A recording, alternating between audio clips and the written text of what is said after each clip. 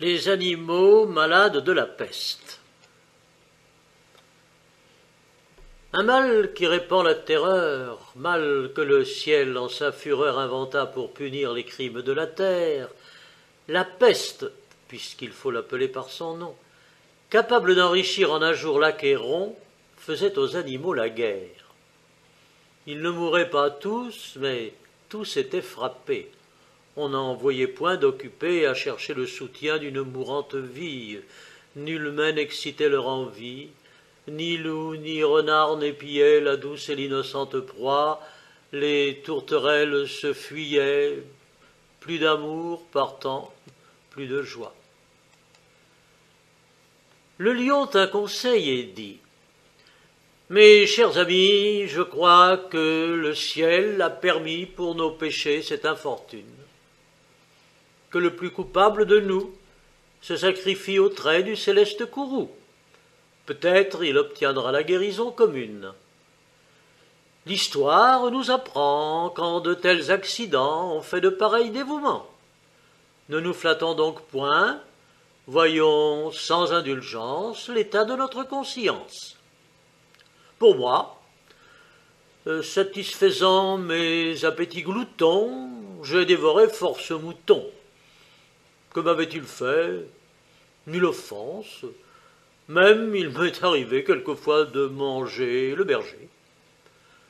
Je me dévouerai donc s'il le faut, mais je pense qu'il est bon que chacun s'accuse ainsi que moi, car on doit souhaiter, selon toute justice, que le plus coupable périsse.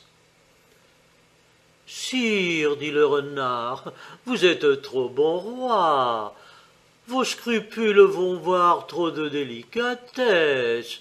Eh bien, manger mouton, canaille, sotte espèce, est-ce un péché? Non, non, vous leur fîtes seigneur, en les croquant beaucoup d'honneur. Et quant au berger, l'on peut dire qu'il était digne de tout mot, étant de ces gens-là qui, sur les animaux, se font un chimérique empire. Ainsi dit le renard, et flatteur d'applaudir. On n'osa trop approfondir du tigre, ni de l'ours, ni des autres puissances les moins pardonnables offenses. Tous les gens querelleurs, jusqu'au simple matin, au dire de chacun, étaient de petits saints. L'âne vint à son tour et dit : J'ai souvenance qu'en un pré de moine passant, la faim, l'occasion, l'herbe tendre, et je pense quelque diable aussi me poussant, je tondis de ce pré la largeur de ma langue. Je n'en avais nul droit, puisqu'il faut parler net. À ces mots, on cria haro sur le bonnet.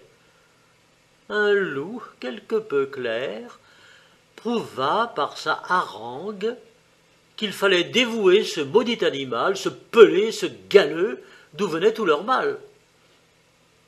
Sa peccadille fut jugée incapendable. Manger l'herbe d'autrui, quel crime abominable! Rien que la mort n'était capable d'expier son forfait. On le lui fit bien voir. Selon que vous serez puissant ou misérable, les jugements de cour vous rendront blanc ou noir. Le mal marié. Que le bon soit toujours camarade du beau. Dès demain je chercherai femme, mais comme le divorce entre eux n'est pas nouveau, et que peu de beaux corps hôtes d'une belle âme assemblent l'un et l'autre point, ne trouvez pas mauvais que je ne cherche point. J'ai vu beaucoup d'hymens, aucun d'eux ne me tente. Cependant, des humains, presque les 4 parts, s'exposent hardiment au plus grand des hasards. Les 4 parts aussi des humains se repentent. J'en vais alléguer à un qui s'étant repenti, ne put trouver d'autre parti que de renvoyer son épouse querelleuse, avare et jalouse. Rien ne la contentait, rien n'était comme il faut. On se levait trop tard, on se couchait trop tôt. puis du blanc, puis du noir, puis encore autre chose. Les valets enrageaient, les poux étaient à bout. Monsieur ne songe à rien, monsieur dépense tout, monsieur court, monsieur se repose. Elle en dit tant que monsieur, à la fin, lassé d'entendre un tel lutin, vous la renvoie à la campagne, chez ses parents. La voilà donc compagne de certaines Phyllis qui gardent les dindons avec les gardeurs de cochons.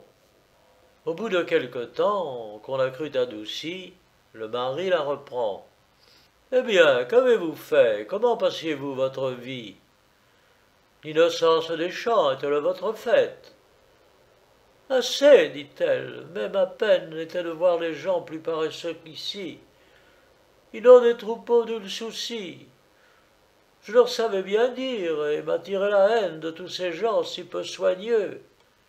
Et madame, reprit son époux tout à l'heure, si votre esprit est si hargneux que le monde qui ne demeure qu'un moment avec vous et ne revient qu'au soir est déjà lassé de vous voir, que feront des valets qui toute la journée vous verront contre-déchaînés? Et que pourra faire un époux que vous voulez qu'il soit jour et nuit avec vous? Retournez au village, adieu. Si de ma vie je vous rappelle et qu'il m'en prenne envie, puissais-je chez les morts avoir pour mes péchés de femmes comme vous, sans cesse à mes côtés. Le rat qui s'est retiré du monde. Les Levantins, en leur légende, disent qu'un certain rat, las des soins d'ici-bas, dans un fromage de Hollande, se retira loin du tracas. La solitude était profonde, s'étendant partout à la ronde. Notre ermite nouveau subsistait là-dedans.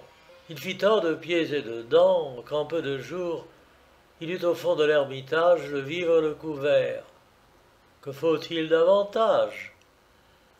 Il devint gros et gras. Dieu prodigue c'est bien ceux qui font vœu d'être siens. Un jour, au dévot personnage, des députés du peuple roi s'en vinrent demander quelque aumône légère. Ils allaient, en terre étrangère, chercher quelque secours contre le peuple chat. Ratopolis était bloqué. On les avait contraints de partir sans argent, attendu l'état indigent de la République attaquée. Ils demandaient fort peu, certains que le secours serait prêt dans 4 ou 5 jours. « Mes amis, dit le solitaire, les choses d'ici-bas ne me regardent plus. En quoi peut un pauvre reclus vous assister? Que peut-il faire que de prier le ciel qu'il vous aide en ceci? J'espère qu'il aura de vous quelques soucis. » Ayant ainsi parlé de cette sorte, le nouveau saint ferma sa porte. Qui désignai-je, à votre avis, par ce rat si peu secourable? Un moine? Non, mais un dervis. Je suppose qu'un moine est toujours charitable. La fille. Certaines filles, un peu trop fières, prétendaient trouver un mari, jeune, bien fait et beau, d'agréables manières, point froid et point jaloux. Notez ces 2 points-ci. Cette fille voulait aussi qu'il eût du bien, de la naissance, de l'esprit, enfin tout. Mais qui peut tout avoir? Le destin se montra soigneux de la pourvoir, il vint des parties d'importance. La belle les trouva trop chétifs de moitié. Quoi, moi, quoi? Ces gens-là l'on radote, je pense. À moi les proposer, hélas. Ils font pitié, voyez un peu la belle espèce. L'un n'avait dans l'esprit nulle délicatesse, l'autre avait le nez fait de cette façon-là. C'était ceci, c'était cela, c'était tout, car les précieuses font dessus tout les dédaigneuses. Après les bons partis, les médiocres gens vinrent se mettre sur les rangs. Elle de se moquer, ah, vraiment, je suis bonne de leur ouvrir la porte, ils pensent que je suis fort en peine de ma personne. Grâce à Dieu, je passe les nuits sans chagrin, quoiqu'en solitude, la belle se sucrait de tous ses sentiments. L'âge la fit déchoir. Adieu tous les amants. Un an se passe, et deux avec inquiétude. Le chagrin vient ensuite. Elle sent chaque jour déloger quelques ris, quelques jeux, puis l'amour. Puis c'est très choqué et déplaire, puis s'en sortent de phare. Ses soins ne purent faire qu'elle échappât au temps. C'est un signe larron. Les ruines d'une maison se peuvent réparer. Que n'est cet avantage pour les ruines du visage? Sa préciosité change alors de langage. Son miroir lui disait « Prenez vite un mari ». Je ne sais quel désir le lui disait aussi. Le désir peut loger chez une précieuse. Celle-ci vit à jamais cru, se trouvant à la fin toute aise et toute heureuse, de rencontrer un malotru. Le héron.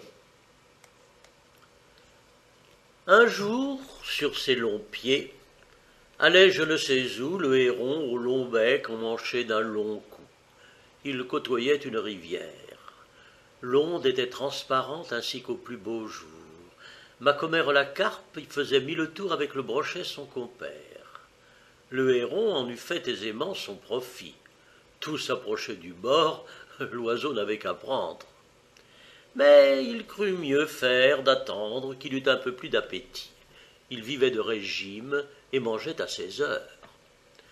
Après quelques moments, l'appétit vint. L'oiseau, s'approchant du bord, vit sur l'eau des tanches qui sortaient du fond de ses demeures. Le mets ne lui plut pas, il s'attendait à mieux et montrait un goût dédaigneux comme le rat du bon Horace. « Moi, des tanches, dit-il, moi, héron, que je fasse une si pauvre chair, et pour qui me prend-on » La tanche rebutée, il trouva du goujon. Du goujon? C'est bien là le dîner d'un héron. J'ouvrirai pour si peu le bec, ô Dieu ne plaise. Il l'ouvrit pour bien moins. Tout alla de façon qu'il ne vit plus aucun poisson. La faim le prit, il fut tout heureux et tout aise de rencontrer un limaçon. Ne soyons pas si difficiles, les plus accommodants, ce sont les plus habiles. On hasarde de perdre en voulant trop gagner. Gardez-vous de rien dédaigner. Les souhaits. Il est aux Moghols des follets qui font l'office de valets, tiennent la maison propre, ont soin de l'équipage et quelquefois du jardinage. Si vous touchez à leur ouvrage, vous gâtez tout. Un d'eux, près du Gange, autrefois, cultivait le jardin d'un assez bon bourgeois. Il travaillait sans bruit, avait beaucoup d'adresse, aimait le maître et la maîtresse, et le jardin surtout. Dieu sait si les zéphyrs, peuple ami du démon, l'assistaient dans sa tâche. Le follet, de sa part, travaillant sans relâche, comblait ses hôtes de plaisir. Pour plus de marques de son zèle, chez ces gens pour toujours il se fut arrêté, nonobstant la légèreté à ses pareils si naturelle.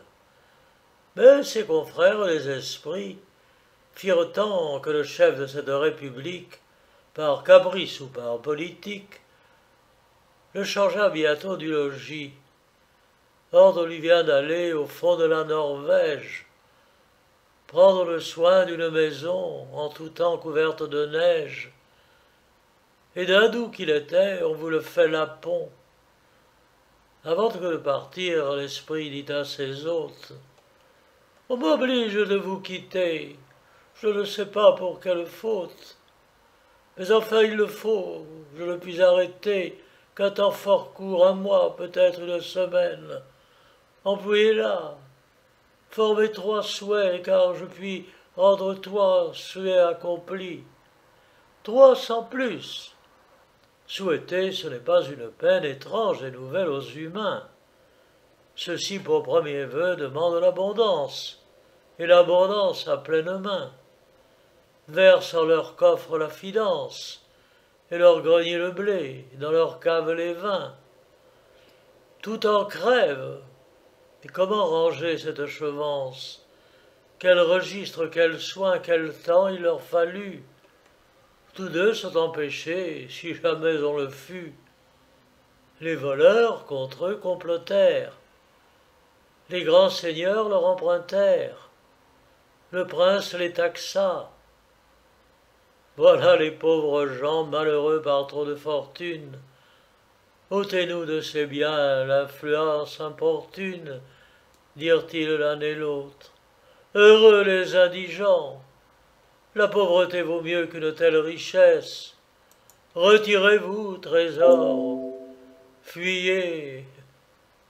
Et toi, déesse, mère du bon esprit, compagne du repos, ô médiocrité, reviens vite. À ces mots, la médiocrité revient, on lui fait place. Avec elle, ils rentrent en grâce. Au bout de 2 souhaits, étant aussi chanceux qu'ils étaient, et que font tous ceux qui souhaitent toujours et perdent en chimère, le temps qu'il ferait mieux de mettre leurs affaires, le follet rit avec eux. Pour profiter de sa sagesse, quand il voulut partir et qu'il fut sur le point, ils demandèrent la sagesse. C'est un trésor qui l'embarrasse point. La cour du lion. Sa majesté lionne un jour voulut connaître de quelle nation le ciel l'avait fait maître.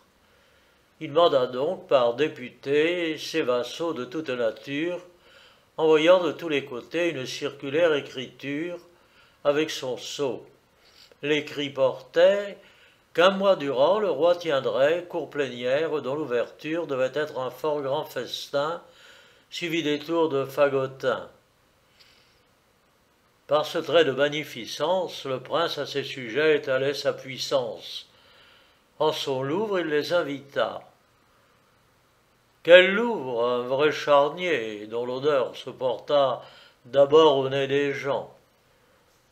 L'ours boucha sa narine. Il se fut bien passé de faire cette mine, sa grimace déplut. Le monarque irrité l'envoya chez Pluton faire le dégoûté. Le sage approuva fort cette sévérité, et flatteur excessif, il loua la colère et la griffe du prince, et l'antre et cette odeur. Il n'était ambre, il n'était fleur, qui ne se fût taille au prix. Sa sotte flatterie eut un mauvais succès et fut encore punie. Ce monseigneur du lion-là fut parent de Caligula. Le renard étant proche, « Or ça, lui dit le sire, que sens-tu, dis-le-moi, parle sans déguiser. » L'autre aussitôt de s'excuser, alléguant un grand rhume. Il ne pouvait que dire, sans odorat, bref, il sentir. Ceci vous sert d'enseignement. Ne soyez à la cour, si vous voulez y plaire, ni fade adulateur, ni parleur trop sincère, et tâchez quelquefois de répondre en normand. Les vautours et les pigeons. Mars autrefois mit tout l'air en émeute. Certains sujets filaient en la dispute chez les oiseaux, non ceux que le printemps mène à sa cour, et qui sous la feuillée par leur exemple et leurs sons éclatants font que Vénus est en nous réveillés, ni ceux encore que la mère d'amour met à son char. Mais le peuple vautour au bec recors à la tranchante serre, pour un chien mort se fit, dit-on, la guerre. Il plut du sang, je n'exagère point. Si je voulais compter de point en point tout le détail, je manquerais d'haleine. Maint chef périt, maint héros expira, et sur son roc Prométhée espéra de voir bientôt une fin à sa peine. C'était plaisir d'observer leurs efforts, c'était pitié de voir tomber les morts. Valeur, adresse et ruse et surprise, tout s'employa. Les deux troupes éprises, d'ardents courroux, n'épargnaient nul moyen de peupler l'air que respirent les ombres. Tout élément rempli de citoyens, le vaste enclos qu'ont les royaumes sombres. Cette fureur mit la compassion dans les esprits d'une autre nation, au col changeant, au cœur tendre et fidèle. Elle employa sa médiation pour accorder une telle querelle. Ambassadeurs par le peuple pigeon furent choisis, et si bien travaillèrent que les vautours plus ne se chamaillèrent. Ils firent trêve et la paix s'ensuivit.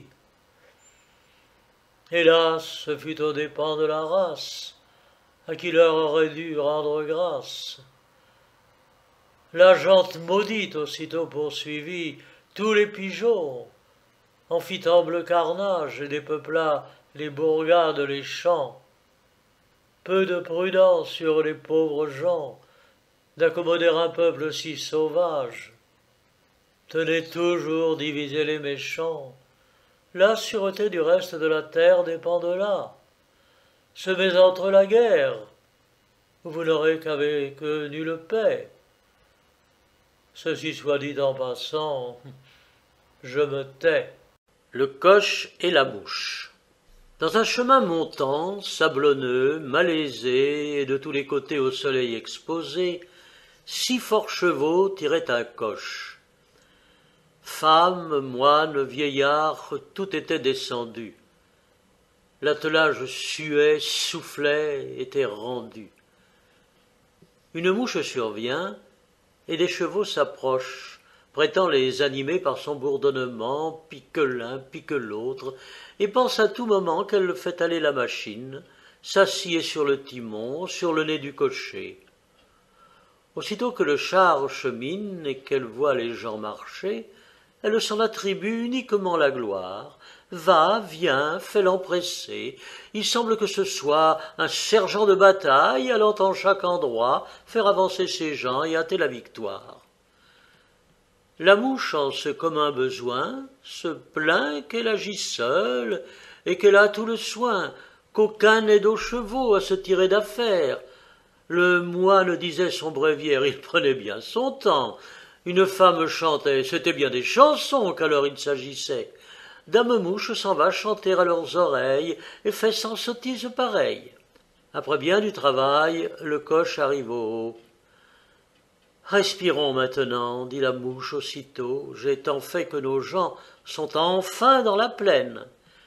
Ça, messieurs les chevaux, payez-moi de ma peine. Ainsi, certaines gens, faisant les empressés, s'introduisent dans les affaires. Ils font partout les nécessaires, et partout importuns devraient être chassés. La laitière et le pot au lait. Perrette, sur sa tête ayant un pot au lait, bien posé sur un coussinet, prétendait arriver sans encombre à la ville.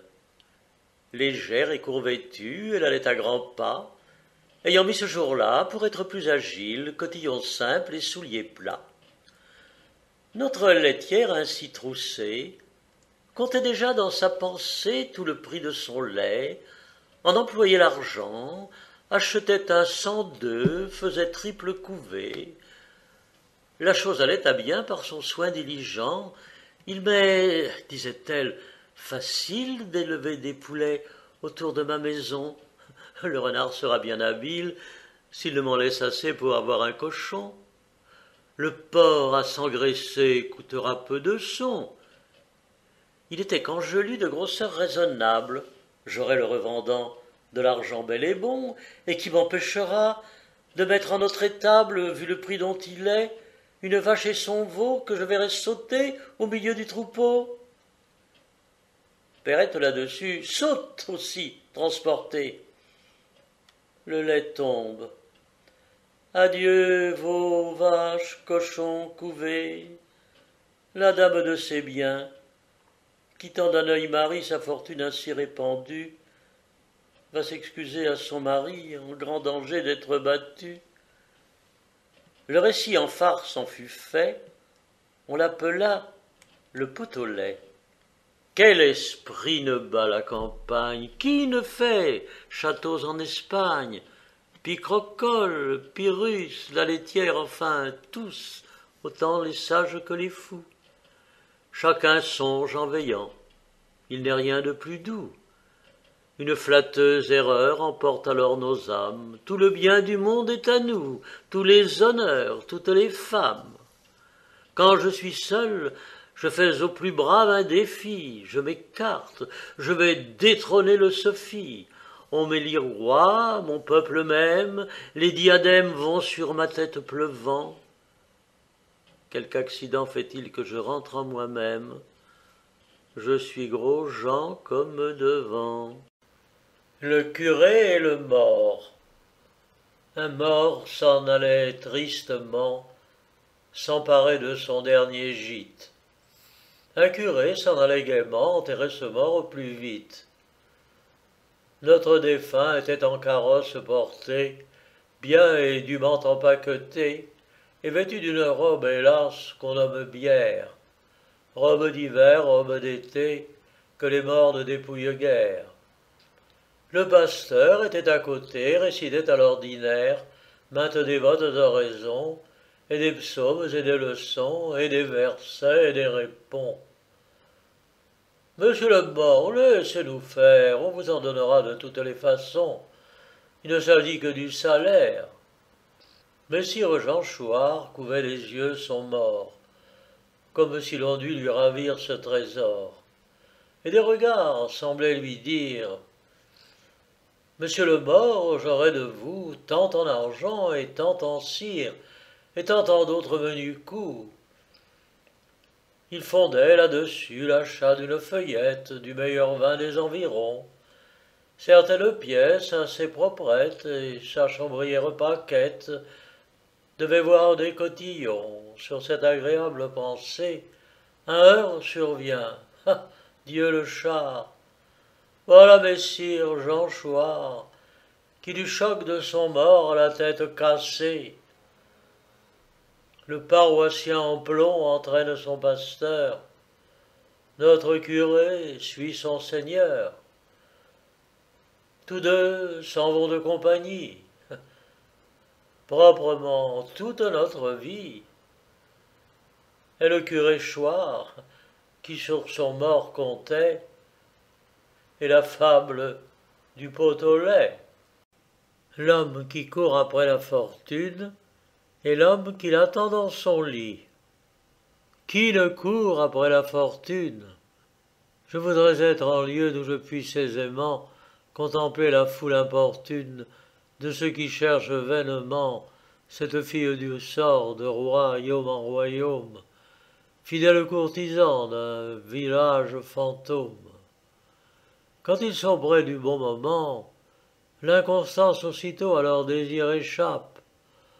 Pauvres gens, je les plains, car on a pour les fous plus de pitié que de courroux. Cet homme, disait-il, était planteur de choux, et le voilà devenu pape. Ne le valons-nous pas? Mais vous valez 100 fois mieux, mais que vous sert votre mérite. La fortune a-t-elle des yeux? Et puis la papauté vaut-elle ce qu'on quitte? Le repos, trésor si précieux qu'on en faisait jadis le partage des dieux. Rarement la fortune à ses hôtes le laisse. Ne cherchez point cette déesse, elle vous cherchera. Son sexe en use ainsi. Certains couples d'amis, en un bourg établi, possédaient quelques biens. L'un soupirait sans cesse pour la fortune. Il dit à l'autre un jour, si nous quittions notre séjour, vous savez que nul n'est prophète en son pays, cherchons notre aventure ailleurs. Cherchez, dit l'autre ami, pour moi je ne souhaite ni climat ni destin meilleur. Contentez-vous, suivez votre humeur inquiète. Vous reviendrez bientôt. Je fais vœu, cependant, de dormir en vous attendant. L'ambitieux, ou si l'on veut l'avare, s'en va par voie et par chemin. Il arriva le lendemain en un lieu que devait la déesse bizarre fréquenter sur tout autre. Et ce lieu, c'est la cour. Là donc, pour quelque temps, il fixe son séjour, se trouvant au coucher, au lever, à ces heures que l'on sait être les meilleures. Bref, se trouvant à tout et n'arrivant à rien. Qu'est-ce ceci, se dit-il? Cherchons ailleurs du bien. La fortune pourtant habite ces demeures. Je la vois tous les jours entrer chez celui-ci, chez celui-là. D'où vient qu'aussi je puis héberger cette capricieuse? On me l'avait bien dit, que des gens de ce lieu l'on n'aime pas toujours l'humeur ambitieuse. Adieu, messieurs de cour, adieu. Suivez jusqu'au bout une ombre qui vous flatte. La fortune, a dit-on, des tempes assurates. Allons là. Ce fut un de dire et de s'embarquer. Âme de bronze humain, celui-là fut sans doute armé de diamants qui tenta cette route, et le premier l'abîme osa défier. Celui-ci, pendant son voyage, tourna les yeux vers son village. Plus d'une fois, essuyant les dangers des pirates, des vents, du calme et des rochers, ministre de la mort. Avec beaucoup de peine, on s'en va la chercher en des rives lointaines, la trouvant assez tôt, sans quitter la maison. L'homme arrive au Mogol. On lui dit qu'au Japon, la fortune pour l'or distribuait ses grâces. Il y court. Les mères étaient lasses de le porter.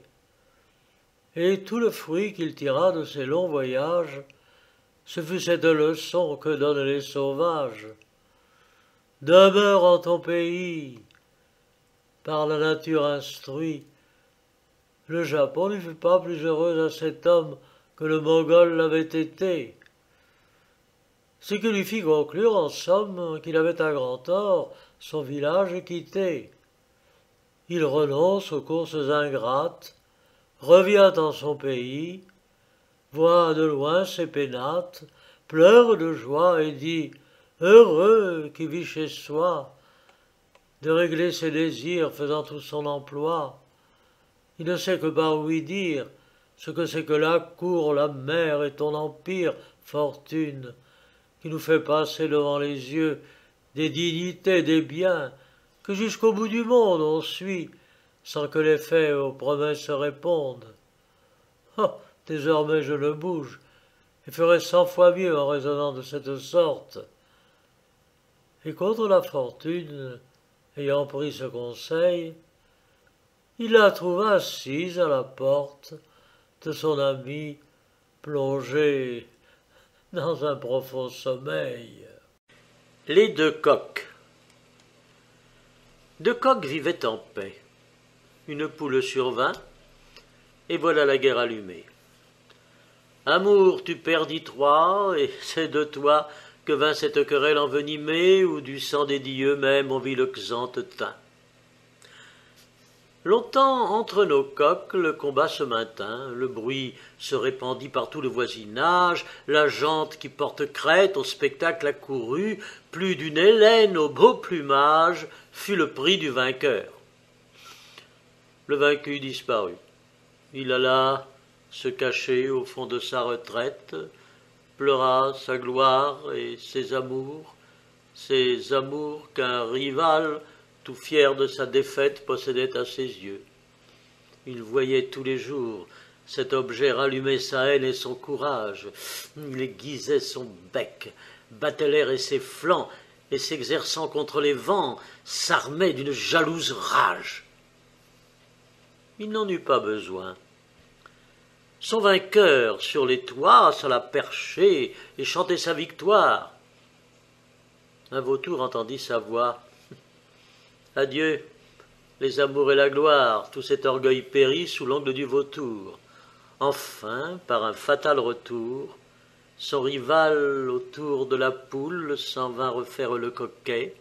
Je laisse à penser quel caquet, car il eut des femmes en foule. La fortune se plaît à faire de ses coups. Tout vainqueur insolent à sa perte travaille. Défions-nous du sort, et prenons garde à nous après le gain d'une bataille. L'ingratitude et l'injustice des hommes envers la fortune. Un trafiquant sur mer par bonheur s'enrichit. Il triompha des vents pendant plus d'un voyage, gouffre, banc, ni rocher n'exigea de péage d'aucun de ses ballots. Le sort l'en affranchit.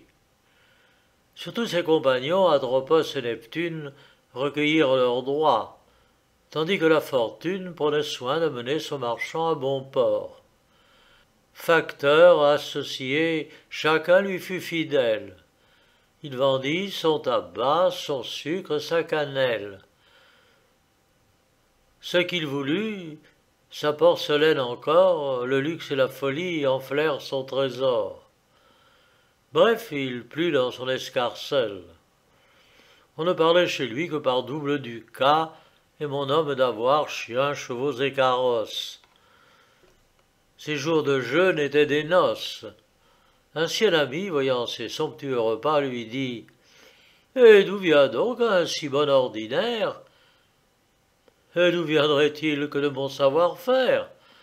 Je n'en dois rien qu'à moi, qu'à mes soins, qu'au talent, de risquer à propos et bien placer l'argent. » Le profit lui semblant une fort douce chose, il risqua de nouveau le gain qu'il avait fait. Mais rien, pour cette fois, ne lui vint à souhait. Son imprudence en fut la cause. Un vaisseau mal frété périt au premier vent. Un autre, mal pourvu des armées nécessaires, fut enlevé par les corsaires. Un troisième, au port arrivant, rien n'eut cours ni débit. Le luxe et la folie n'étaient plus tels qu'auparavant. Enfin, ces facteurs le trompant, et lui-même ayant fait grand fracas, cher lit, mit beaucoup en plaisir en bâtiment beaucoup. Il devint pauvre tout d'un coup. Son ami, le voyant en mauvais équipage, lui dit « D'où vient cela ?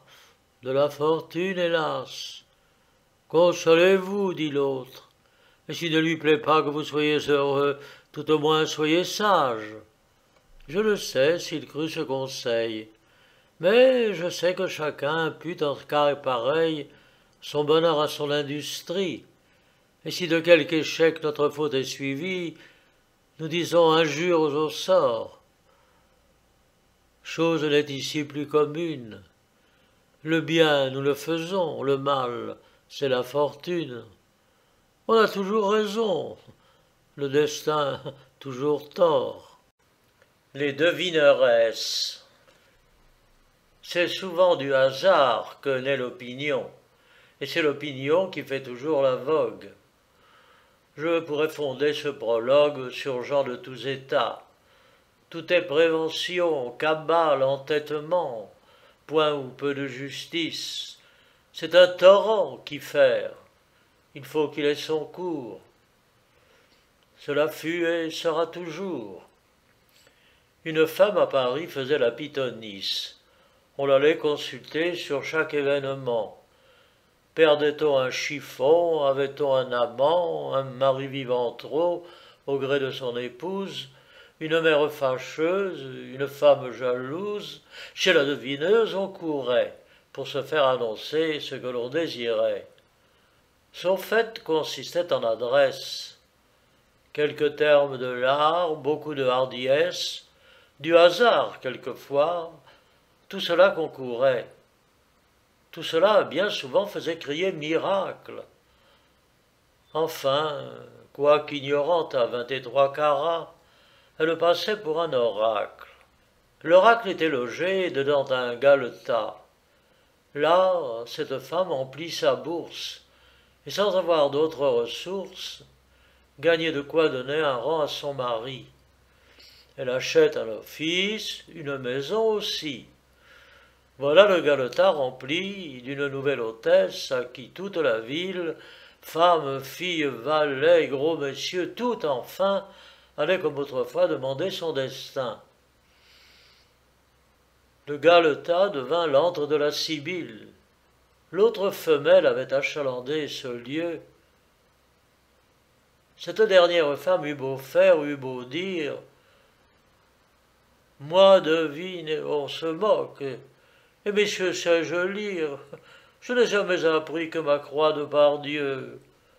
Point de raison, fallut deviner et prédire, mettre à part force bon du cas, et gagner malgré soi plus que 2 avocats.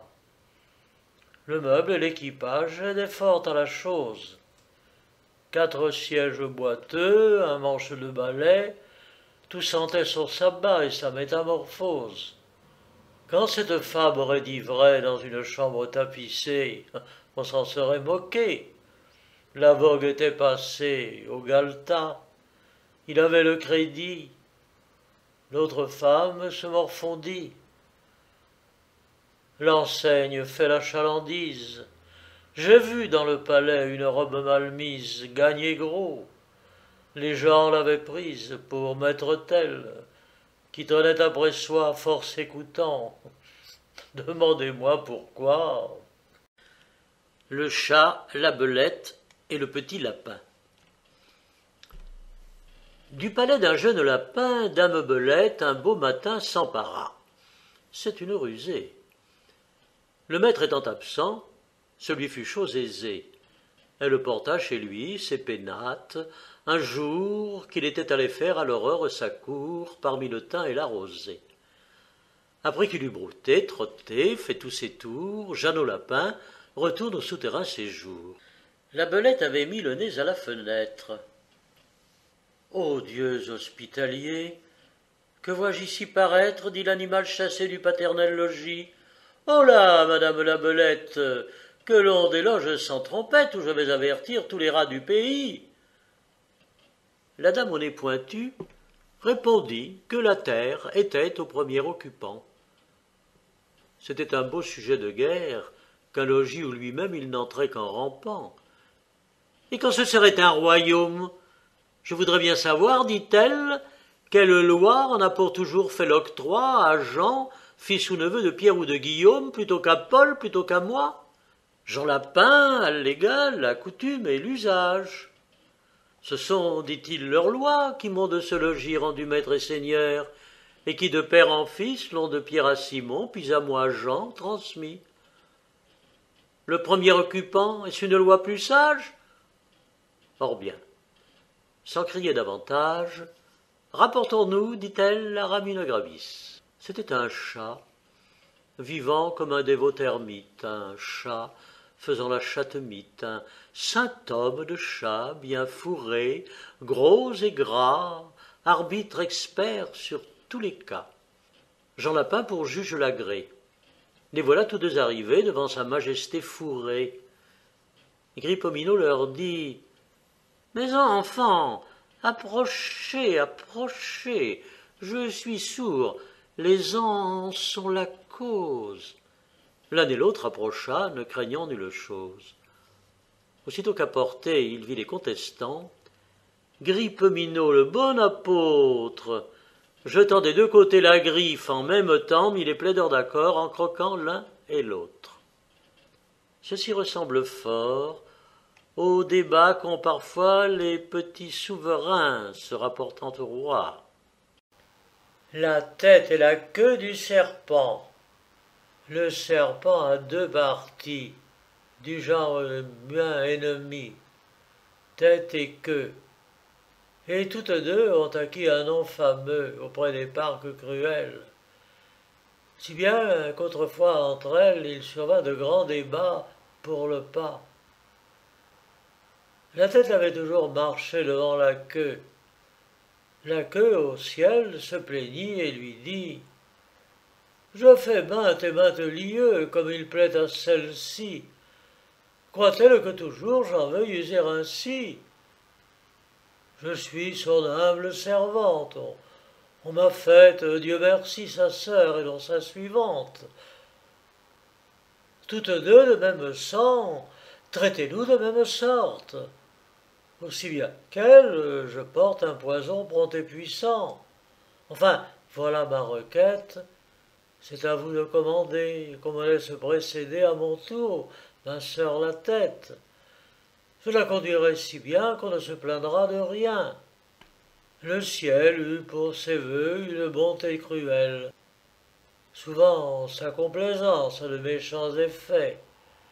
Il devrait être sourd aux aveugles souhaits. Il ne le fut pas alors, et la guide nouvelle, qui ne voyait au grand jour pas plus clair que dans un four, donnait tantôt contre un marbre, contre un passant, contre un arbre, droit aux ondes du Styx, elle mena sa sœur. Malheureux les États, tombés dans son erreur.